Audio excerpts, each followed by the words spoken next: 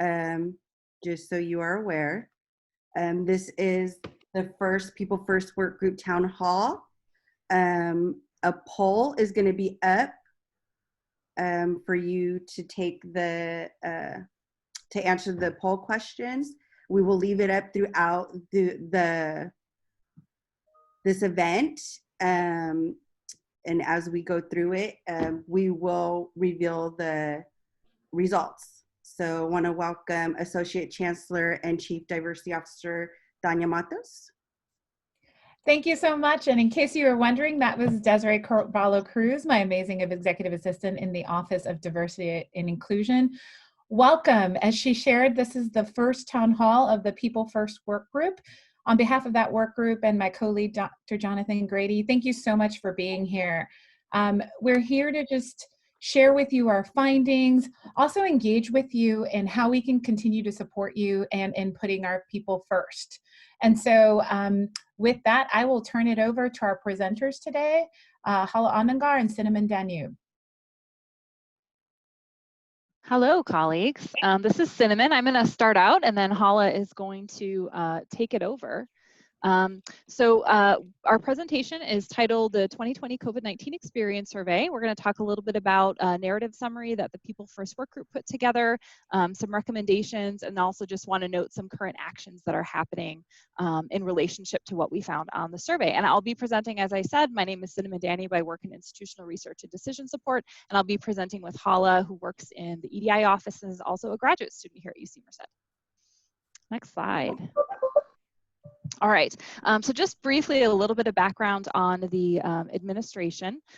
The survey was administered and developed by the People First Work Group, and we specifically had questions in 3 areas about your well-being, your work, and the campus response to the COVID-19 pandemic.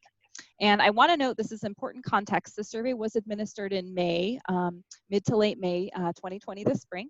And so it has been about 2 to 3 months that have passed. So that's kind of important context in terms of thinking about the survey responses, that much has changed, and we can think a little bit about how that might inform how we want to potentially consider future survey efforts.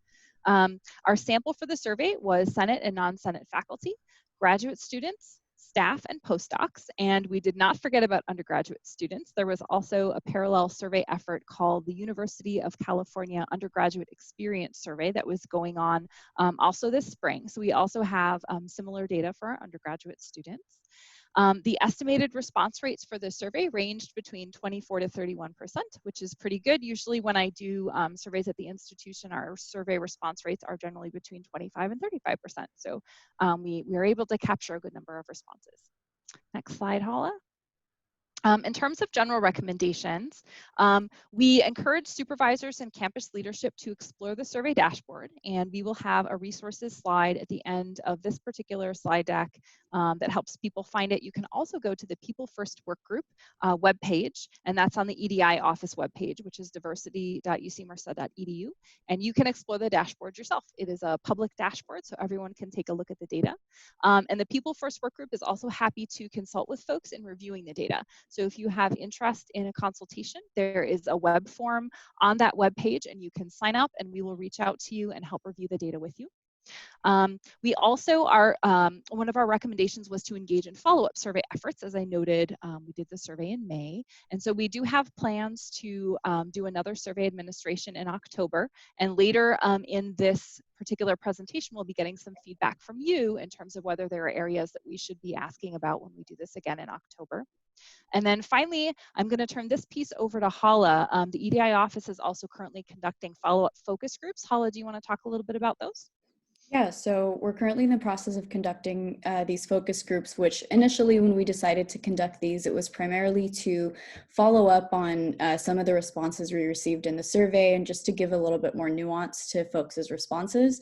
But because of the time that it took to get all of this done, at this point, the focus groups are serving kind of as a pulse check. Since the original survey went out in May and a lot has changed, the focus groups have served as a space to check in with where folks are at since the survey originally went out, and most importantly, to help us inform a future survey that we hope to put out in October. And so to help us ensure that the questions that we're posing to our campus community are relevant to folks' concerns in real time.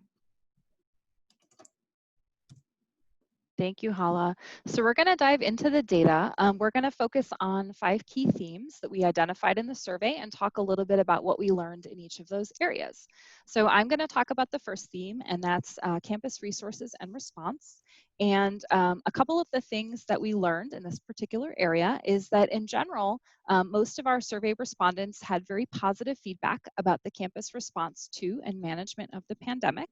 And so in terms of a recommendation in this area, given that people were generally satisfied, we would just recommend that the campus continue to engage in those practices that appear to be working pretty well in terms of communicating with the campus community. And these could be things like the weekly briefing or the Monday memo.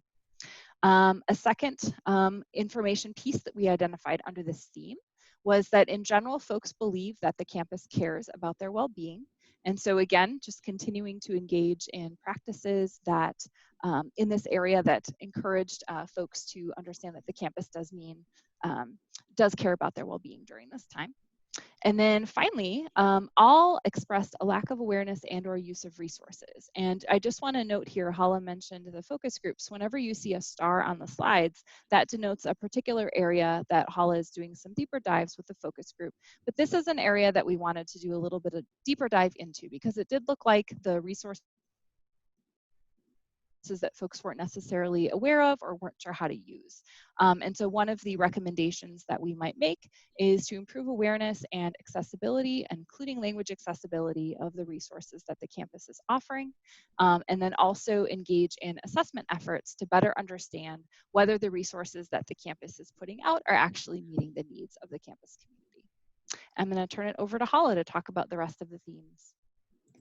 All right, so the next thing that we have is work and how work has been impacted by the pandemic. So the first positive thing we see is that most folks feel that their needs for equipment and technology to support their remote work are generally being met. And so we encourage that wherever we see these positive patterns, that our campus should continue to support these equipment and technology needs. We also see a concern with additional care responsibilities for our entire campus community. And this is a key thing that has come up repeatedly in the focus groups as well. And so we recommend that we acknowledge and provide support for flexibility for folks who have additional care responsibilities and that their schedules and productivity might change due to this. And some of the steps that have already been taken to address this need for staff in particular, resources for supervisors and managers have been developed to ensure that they promote flexibility for their employees. And lastly, we see that folks are seeing a decrease in their work productivity. And so we highly recommend that we adjust not only workload expectations, but also productivity expectations and understand that folks might not be able to get as much done working remotely as they were when they were on campus. And continuing in the theme of work, we also see that the entire campus community is facing issues with ergonomic challenges. And so this is an area that's in continuous development, and we recommend that we develop strategies for addressing these challenges and how they affect different groups differently. And specifically for Senate faculty, postdocs, and grad students, we see that they're dealing with a decrease in research productivity. And so we recommend that we consider ways to support or adjust expectations for research productivity, knowing that it may be stalled or paused during the pandemic. Some of the steps that have already been taken for faculty, a CAP memo was sent to faculty and deans regarding these research productivity concerns, and pre-tenure faculty have been given the option to stop the clock on their tenure. And for graduate students in particular, the 12 semester maximum that grad students have has been waived, and they've also been granted 1 to 2 extra years to complete their degree and make satisfactory academic process since their research may be stalled or paused. And continuing in the theme of work, we see that non-Senate faculty in particular, when compared to other groups, is especially facing an increase in their workload. And so we recommend that we examine the inequities that exist in increased workloads for particular groups. For Senate faculty, postdocs, and grad students, we see that they have concerns about their professional development. And so we recommend that we think about ways to provide professional development opportunities, but to also increase awareness of professional development opportunities that we already do have on campus, such as LinkedIn Learning. And for grad students in particular, we encourage that we facilitate engagement between peers in their discipline and field, as often working with your peers is essential to advancing in your degree. And the next theme that we have is around economic concerns. So for non-Senate faculty, postdocs, and staff, we see that there is a lot of concern around job security and compensation and salary. And what we know is that any issues that existed before the pandemic have only been exacerbated by the pandemic. And so we recommend that we provide support, particularly to those who experience precarious job security, which we're seeing heightened by the pandemic. And we also recommend that we continue to provide timely communication about potential financial impacts, as this can help ease some of the anxieties that exist. For graduate students in particular, there's a lot of concern around losing their funding and not being able to find a job.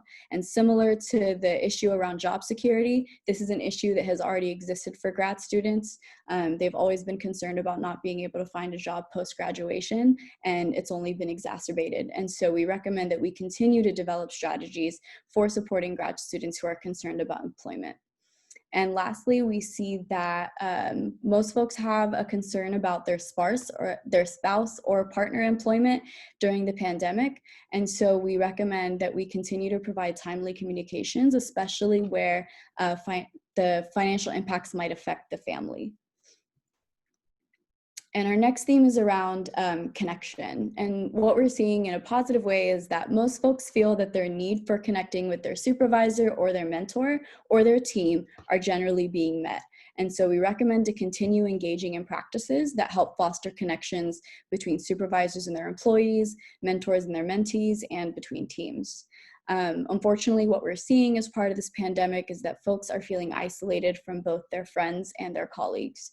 And so we recommend that we work on providing resources to improve feelings of connection to the campus community and decrease these feelings of isolation. Some examples of what has already been done is that the Staff Assembly is continuing to explore ways for staff to connect online throughout the year. And so we should think about how we can do that for other groups as well. And for faculty specifically, they expressed some concerns around being able to effectively mentor their students during the pandemic.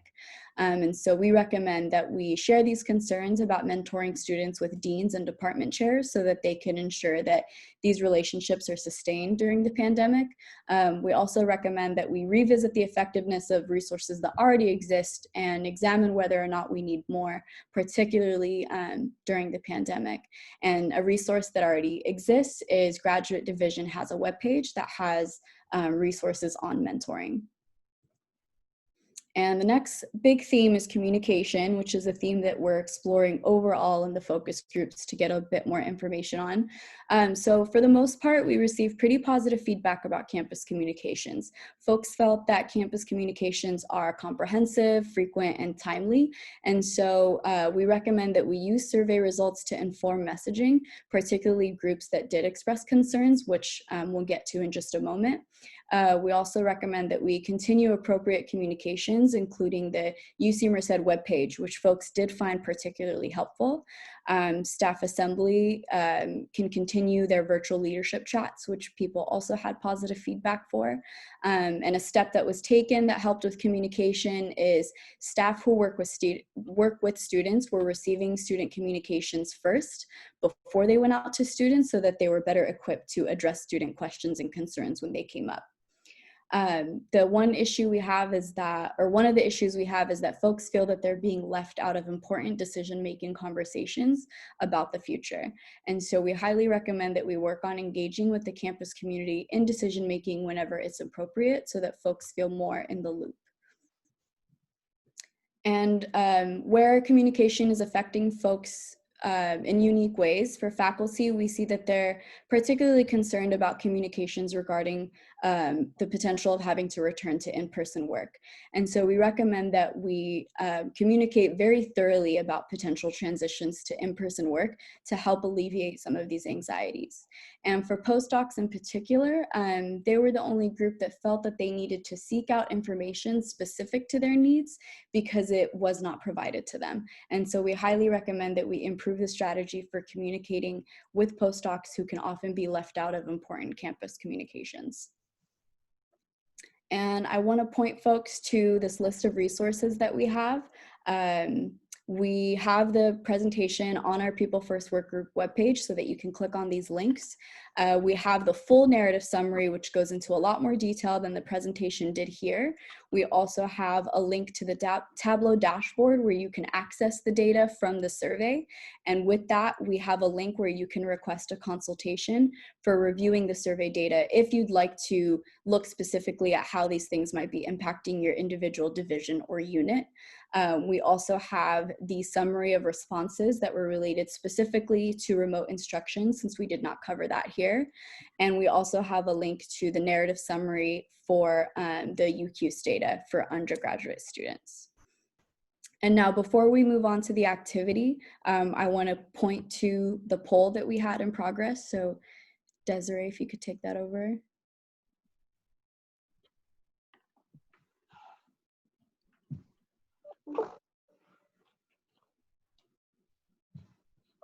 Sorry, yes. Can you see the poll results for sharing? There was 115 people who answered.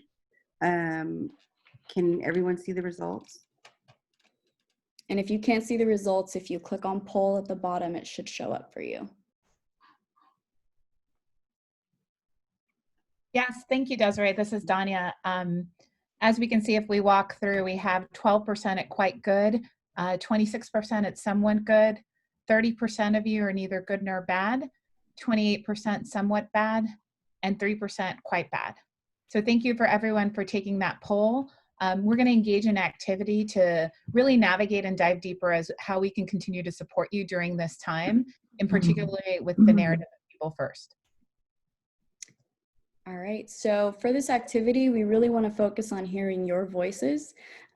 We wanted to put more focus on you and what you need so that as we continue to develop our next steps, we ensure that we're hearing your needs and addressing them. And so in the chat, you should see a link to a Google document. And if you open up that document, you will find right at the top, there is a question and a table. And so what you should do is on the left-hand side, write in an answer that answers the question, which is what topics are missing from the COVID-19 experience survey. So write in anything that you feel was not addressed in the survey that you think is relevant to your experiences. Put something in that you agree with, then you can, on the right-hand side of the table, put in a plus sign to indicate your agreement. So we're going to start with that first question before we move on to the second question. So I'll go ahead and give folks about 3 to 4 minutes to access that Google Doc and fill in that first table.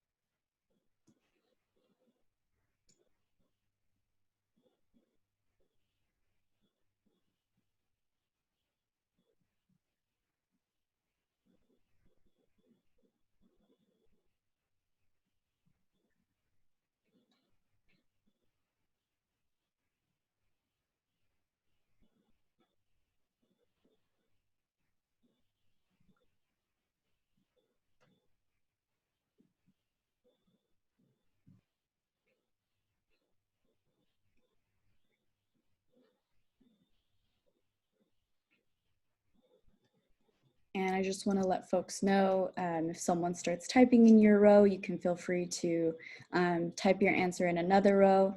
If at any point looks like the table's still doing well, but if you start running out of room, feel free to add a row as well.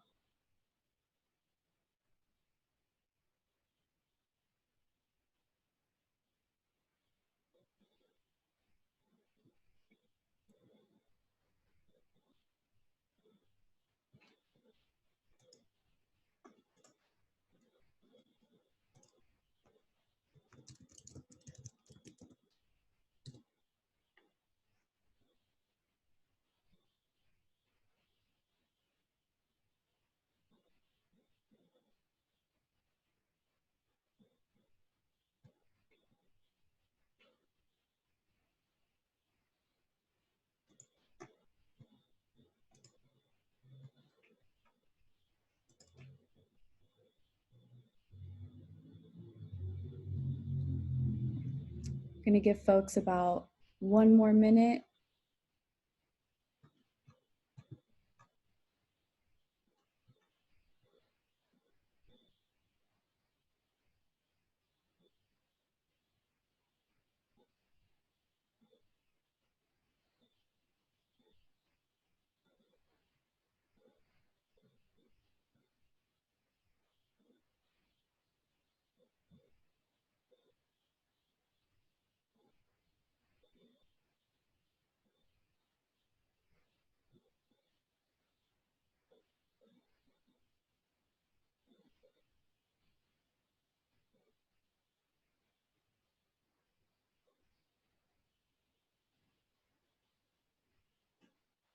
All right, so feel free to wrap up your answers. You can always revisit it. We're gonna go ahead and move on to the second question. So if you scroll down to page 3, there's the second table. It's moving down to page 4 as people fill out answers, but the second question is, what else can the People First work group do to support you? So we'll give folks another 3 to 4 minutes, same process as the first question to fill out that table.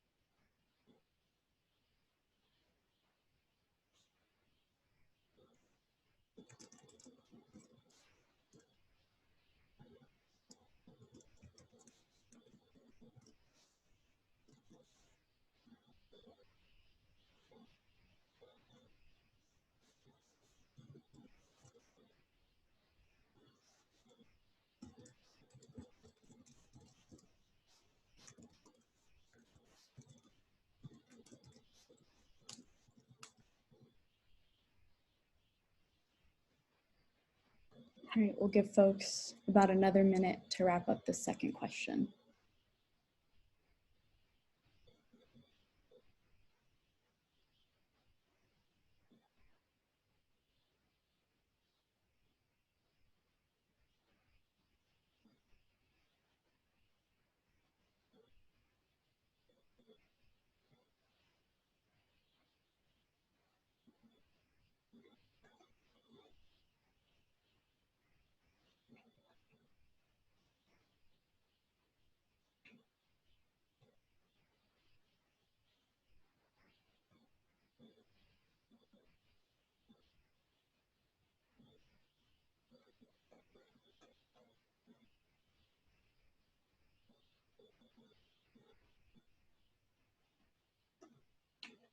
All right, so we'll go ahead and wrap up that activity. I want to note that, if you felt like you needed more time to sit with your thoughts a bit, we'll leave this Google Doc up for a bit longer after the town hall is over so that you can revisit if you feel like you have more to add. And I want to emphasize that this activity is part of our approach to ensure that we're continuous in checking in with our campus community. And that's part of what we're trying to do with these focus groups that I mentioned earlier on in the presentation as well. We want to ensure that the questions we're asking the community in the survey are relevant to their current experiences. And so this activity and the focus groups are a step towards us trying to do that. So thank you all again for participating in this activity. These comments and input are going to be really helpful for the work group moving forward. So thank you. And I'll go ahead and turn it back over to Associate Chancellor Dania Matos. Thank you, Hala, and thank you to all of you. The richness of your insights in that document will be very valuable to us as we continue our work moving forward. We wanted to afford some time to our Chief Human Resources Officer, Nicole Pollock, to answer some questions that have come up and have been shared out in different venues as a way to really centralize and give you the information you need. Great, thank you so much, Dania, and excellent presentation. So I was fortunate enough to, go on to the Google Docs and still see that some of you have, and I'm speaking from the staff side of the house, because Human Resources does, serve the staff side of the house primarily. But I wanted to reiterate a piece about preserving jobs and not cutting jobs. And I've mentioned this, I think, in several venues, but it seems that the word isn't completely around. So I want to reiterate that before I move on to new information for you. Our priority on campus is to preserve jobs and not cut jobs. There are certain items, and many of you have fears about, well, what are we going to do? Where's the campus as far as furlough and pay cuts and layoffs? So there's items that require approval either by the regents or by the president. And in most or many cases, a campus cannot go out on their own without every other campus doing the same thing.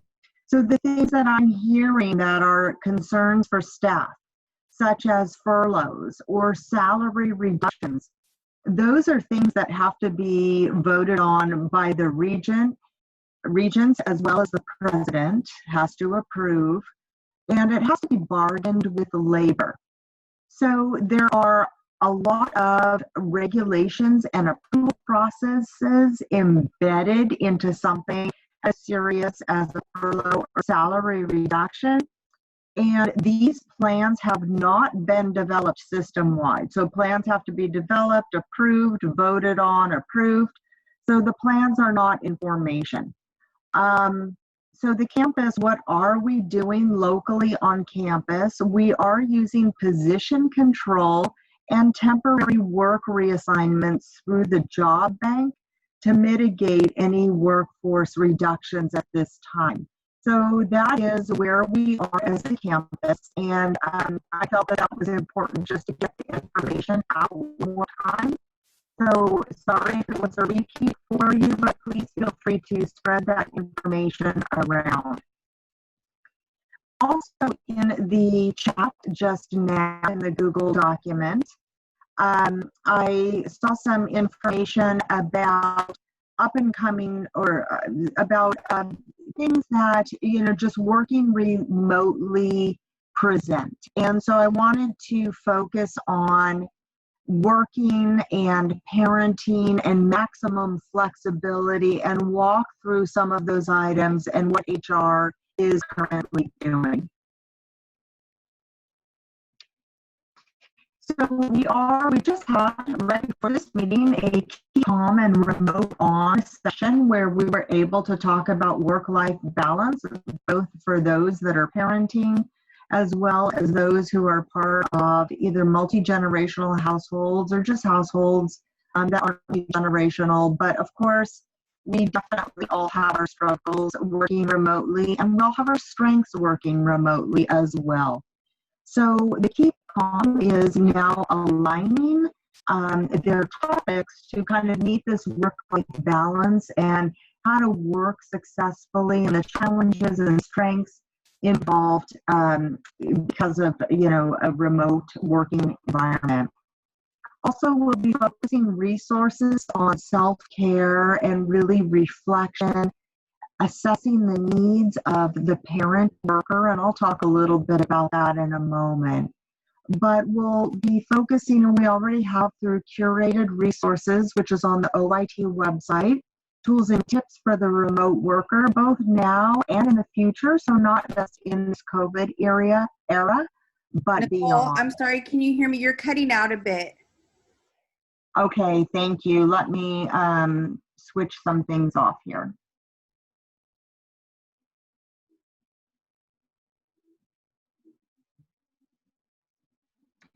Okay, is that better? No, you're still a little choppy. Oh my. Sorry about that. This is, speaking of a COVID environment, teleworkers in my house take up the bandwidth, right? So same with parenting, so telework. So I apologize for that. Is that any better at all? I tried to close all of the other applications that I'm not using. No, you're still a bit choppy. Okay, then what I'm going to do, actually, if you wanted to move on, I'm going to call in, or let me just try my video off. And testing audio one more time, please. That sounds better. Okay, thank you. And I apologize to all of you who can no longer see me, but the joys of working in a multi-telework household. So, talking about tools and tips for the remote worker, such as bandwidth issues, now and in the future, not just in the COVID era. So we'll also be focusing and developing tools on helping your remote student to balance your demand to help them.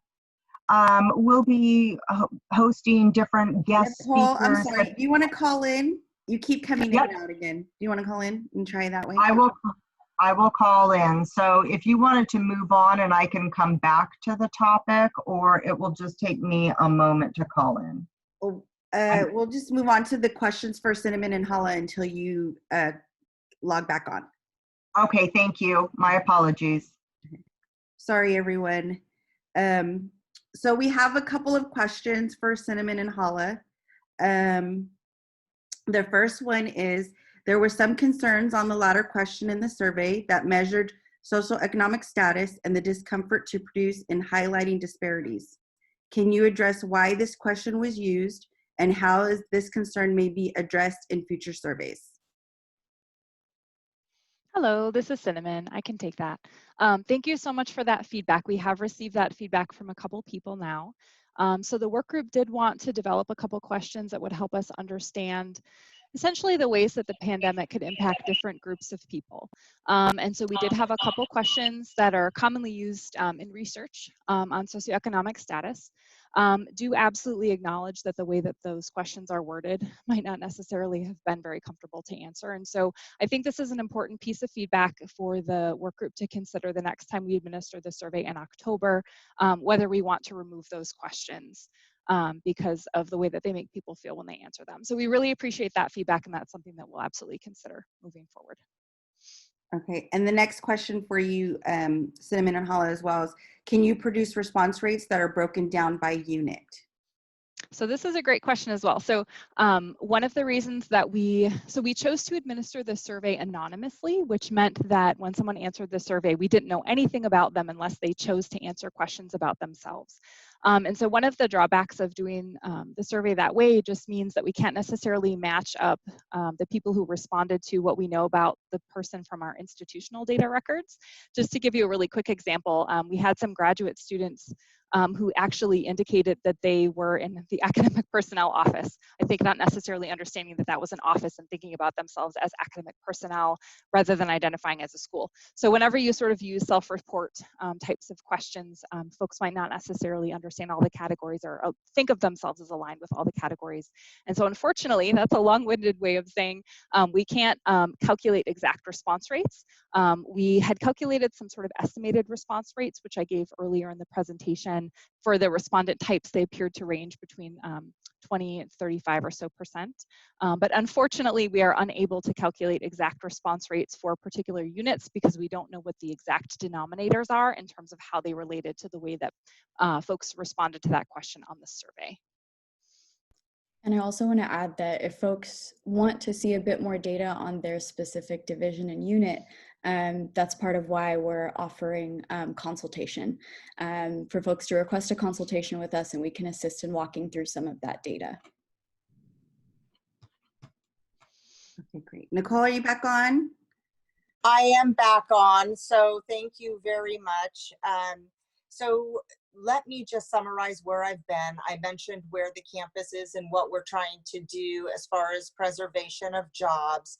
In summary, human resources is in the process of either have already implemented or working on the following resources: general parenting resources for the remote worker, self-care, because we understand that that's definitely needed, helping your remote students to balance your demand to help them, and then more resources for the remotely working parent, mental health resources for the working parent, and resources for leaders who have, multiple requests. And I want to take just a moment then to talk about that piece of it in working in a new environment. And I've just calling this maximum flexibility.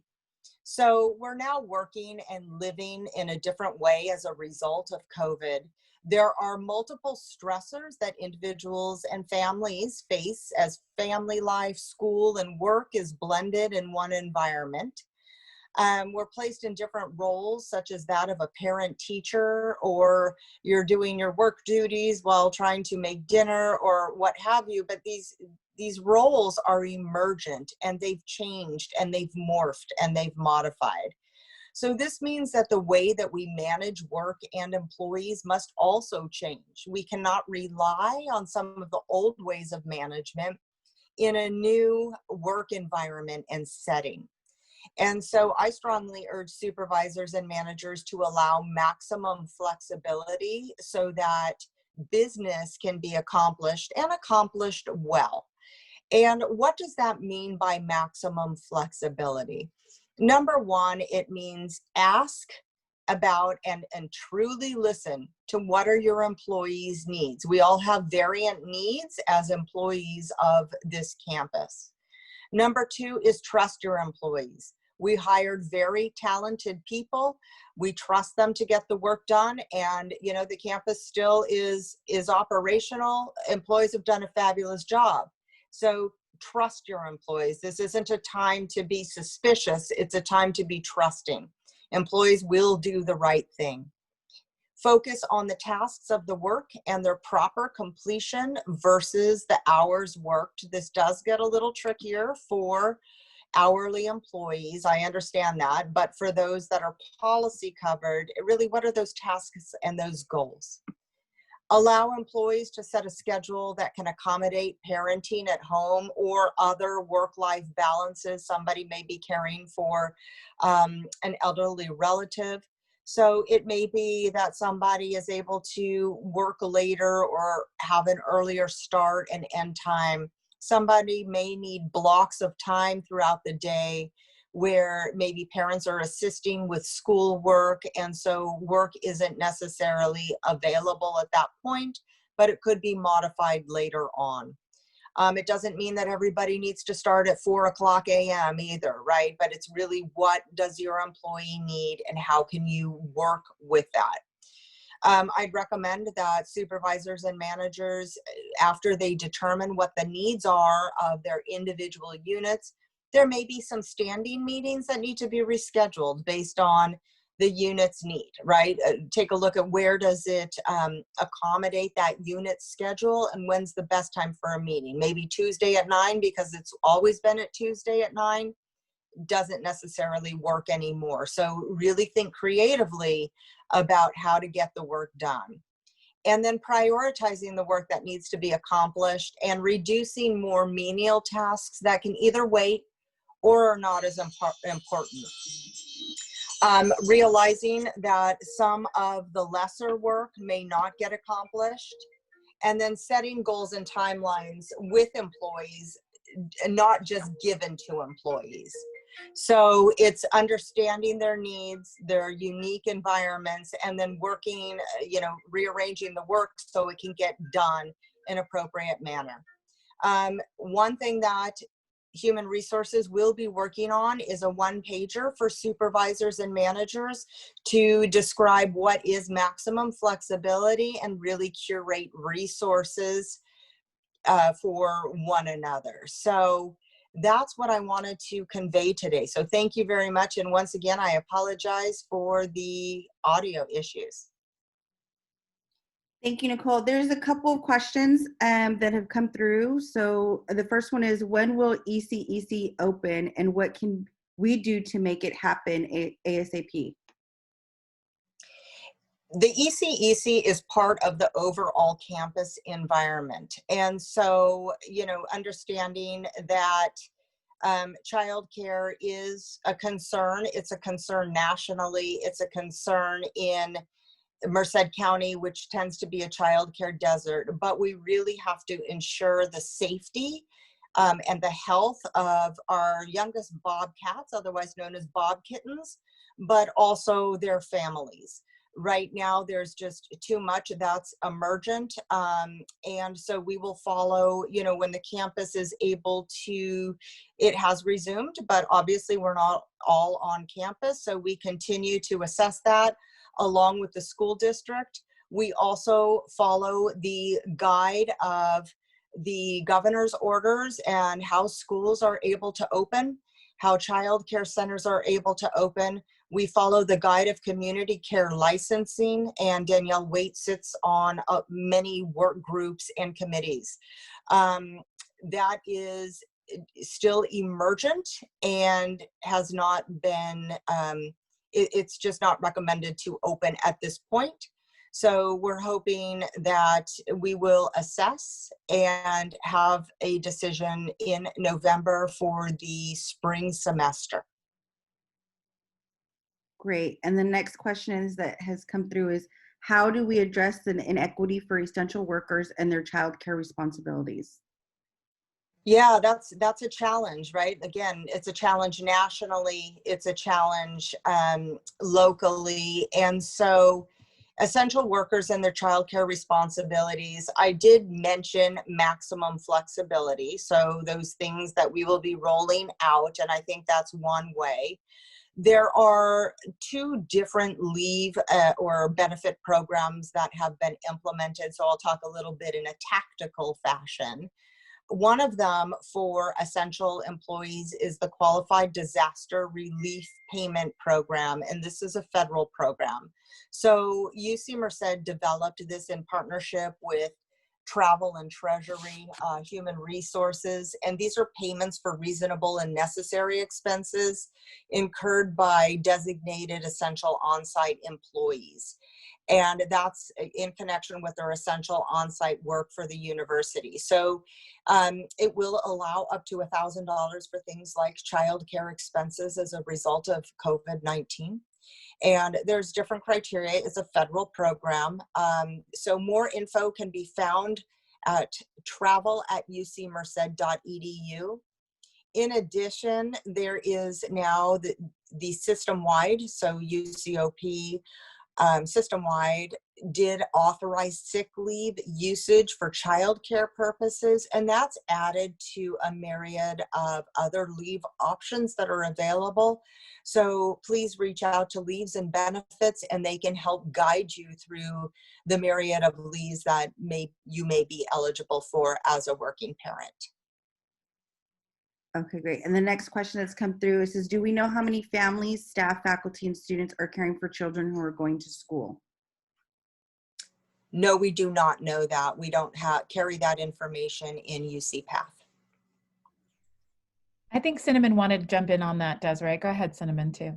Yeah, I can. So just very briefly, I don't know that at the level of the campus, but the COVID-19 experience survey had several questions on it about childcare responsibilities for K-12 students, for college-age students. So we have a question on the survey where we asked about that, and we can disaggregate the responses by respondent type, so we know whether they were faculty, Senate or non-Senate faculty, staff, graduate students. So again, I can't do that at the level of the campus, but we can look at the survey respondents, and we could probably get a rough idea as to the proportions. And this is Dania, if I could follow up on that. We are looking real time with the VPF office to assess what the caretaker responsibilities are, being fully cognizant that it's not just for children, and to see what resources we can curate similar to those that had been shared on those.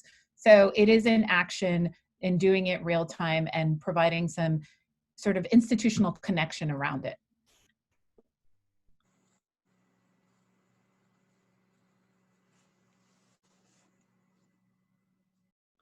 Great, Desiree, do we have any more questions? Sorry, yes. One more question I have for Nicole is, can we talk about the plans and the process in place to meet with the ergoeconomic needs of faculty and staff as remote work continues? Sure. So ergonomic needs, it's a multiple, I guess there's multiple people that are involved in helping employees to work successfully, both on campus, but in a remote environment.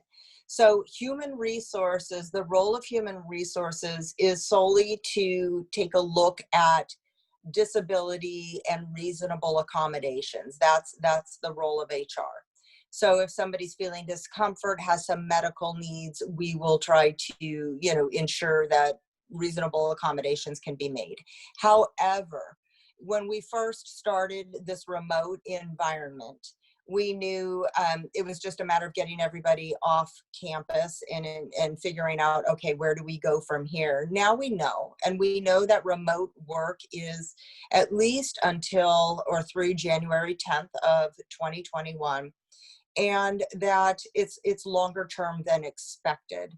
So you are able to request from your individual supervisors to go onto campus, right? You'll have to do the health or the symptom checking, make an appointment to go on campus and pick up some of the resources that are needed. For example, if you might need an office chair or a mouse, so that is available. There's also online through EH&S, I believe, a place where you can go and they have video or Zoom ergonomic appointments that you can have and take a look at your setup to make sure that it's ergonomically correct. And there's a myriad of resources so that you can set up your own work environment in a fashion that works for you, to be ergonomically correct as well.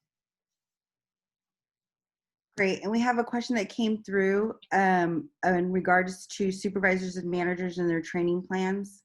And rather assuming that they know, is there going to be some type of training for them to go through that they can give this information to their employees?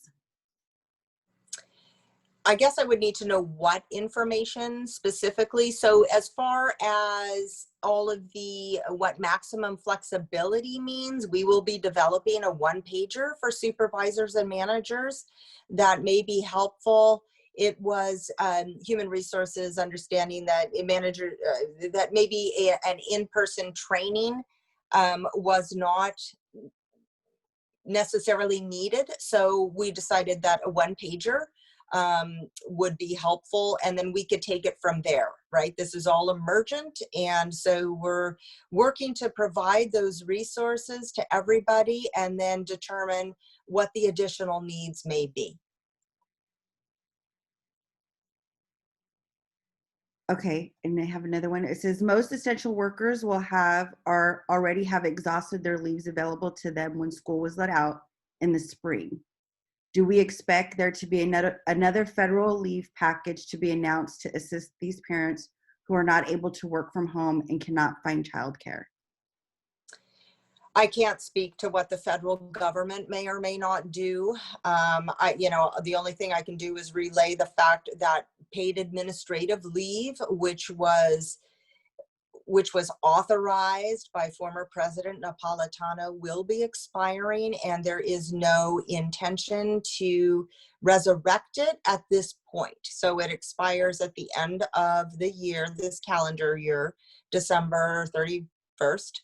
As far as using the paid administrative leave, and that it's my understanding system-wide that there's no conversations to extend that. Now, what the federal government might do, we have an election coming about nationally, and statewide as well. So I can't determine that. I'm sorry. I wish I could. I wish I had a crystal ball.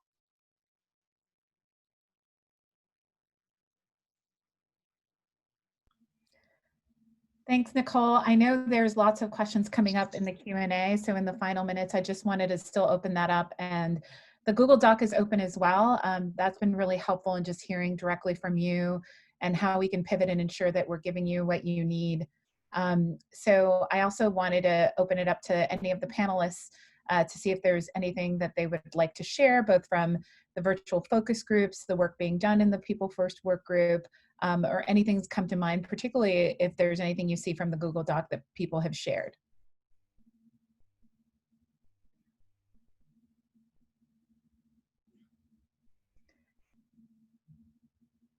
And it looks like on the Q&A, our participants shared that there's an online form to request an ergo evaluation on the EH&S website under Working Remotely. And then there's a quote unquote course through the UCM training called ErgoCast that also includes an ergo self-assessment. Thank you for that.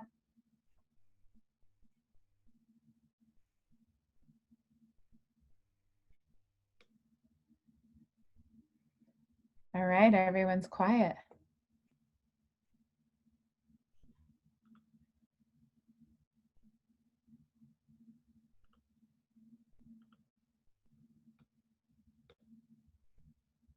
Perfect. Well, I really want to thank all of you for coming and really helping us cultivate this work by, again, putting people first. Our mission is simple, to do just that. I want to thank all of the People First work group members for just sort of your thoughts, your feedback, and really creating this collectively. And this is not the end. As we shared, this is the first town hall of what I hope to be many. Our website is pretty up to date with what we're doing, so you can navigate that on your own time and look at the different reports. One of the resources we're providing is that we are allowing you all to request consultations. So Cinnamon Hala shared that we created these Tableau dashboards with all the data. So it's really to empower you and your respective units, departments, schools, and area to really digest that data. So if you go under initiatives, diversity.ucm.edu, maybe Desiree, if you can put that somewhere for folks, you're able to request a consultation, and one of us will reach out to you to just help you digest the data and resolve, move it forward to some action planning around this, right? And really have those data informed practices. So please take us up on our offer to do that, and we look forward to engaging with you further.